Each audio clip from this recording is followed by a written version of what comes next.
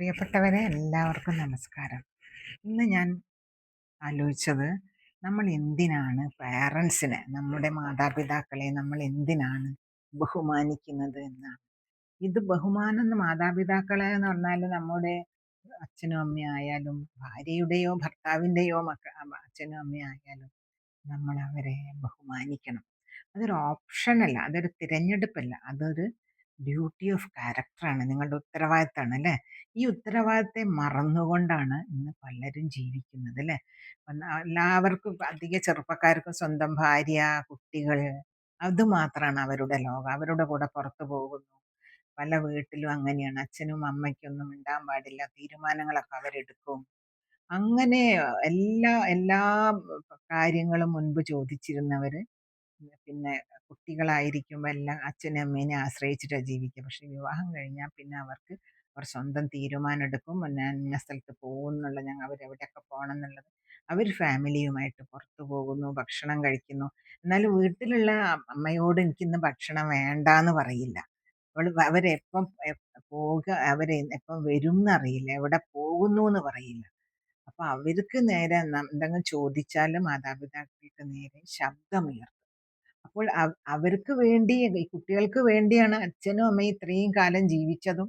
അവരുടെ സകല സുഖ സൗകര്യങ്ങളും വെടിഞ്ഞുകൊണ്ട്, അല്ലെങ്കിൽ അവരുടെ ചിലവ് ചുരുക്കിക്കൊണ്ട്, അവരൊരു സുഖവും അറിയാതെ നിങ്ങളെ വളർത്തി വലുതാക്കാനും ഒരു പൊസിഷനിൽ എത്തിക്കാനും വേണ്ടി മാത്രം അവരുടെ ജീവിതം ഒഴിഞ്ഞു വെച്ച് അവരോടാണ് നിങ്ങൾ ഈ കയർക്കുന്നത്.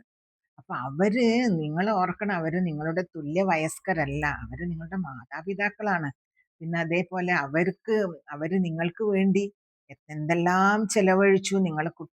നിങ്ങൾ ജനിച്ചത് മുതൽ നിങ്ങൾക്ക് വേണ്ടി ചെലവാക്കിയ പണത്തിനെ കുറിച്ച് അവർ ഓർക്കുന്നതേയില്ല. ഒരു കണക്കും അവരൊരിക്കലും പറഞ്ഞിട്ടില്ല. പക്ഷെ നിങ്ങൾ കണക്ക് പറയൂലേ, നിങ്ങൾക്ക് വരുമാനം ഉണ്ടാവാൻ തുടങ്ങിയാൽ നിങ്ങൾ കണക്ക് പറയാൻ തുടങ്ങും.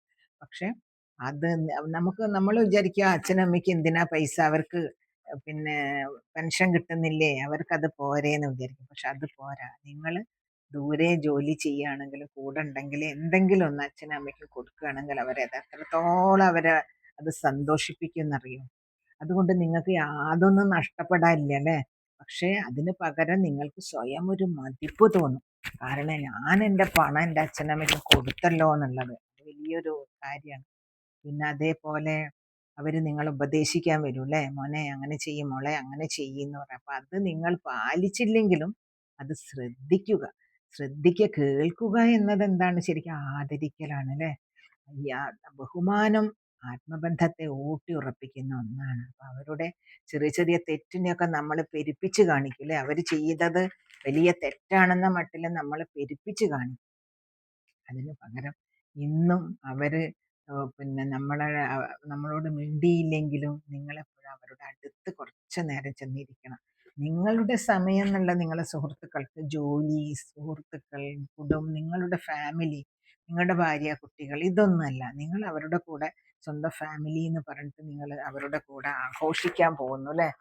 ഈ പിന്നെ അച്ഛനെയും അമ്മേനെയും വീട്ടിലിട്ടിട്ട് അവർ വരുന്നോന്നും കൂടെ ചോദിക്കാതെ നിങ്ങൾ ആഘോഷിക്കാൻ പല സ്ഥലങ്ങളിലും പോകുന്നു, ടൂറ് പോകുന്നു. കുറച്ച് നേരം അവർക്കും കൊടുത്തൂടെ, അവരെയും നിങ്ങൾക്കൊന്ന് പുറത്തു കൊണ്ടുപോയിക്കൂടെ.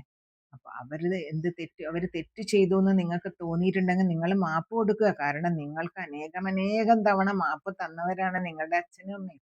മാപ്പ് കൊടുക്കൽ എന്നത് ദൗർബല്യമല്ല, അതൊരു മെച്യൂരിറ്റിയാണ്. അപ്പൊ അച്ഛനും അമ്മയെയും വേദനിപ്പിക്കുകയും ദുഃഖിപ്പിക്കുകയും ചെയ്യുന്നത് നമ്മൾ നിർത്തിവെക്കണം. ഒരു നാൾ അവര് കടന്നു പോകൂലെ, അന്ന് നമ്മുടെ ഉള്ളിലൊരു ചോദ്യം ഉയരും. ഞാൻ എൻ്റെ അച്ഛനെയും അമ്മയെയും നോക്കിയോ, അവർക്ക് സമയം കൊടുത്തുവോ, അവരെ ബഹുമാനിച്ചുവോ? ഇതൊക്കെ നമ്മൾ ആലോചിക്കുക. അപ്പോഴേക്ക് വളരെ വൈകിട്ടുണ്ടാവും അല്ലേ.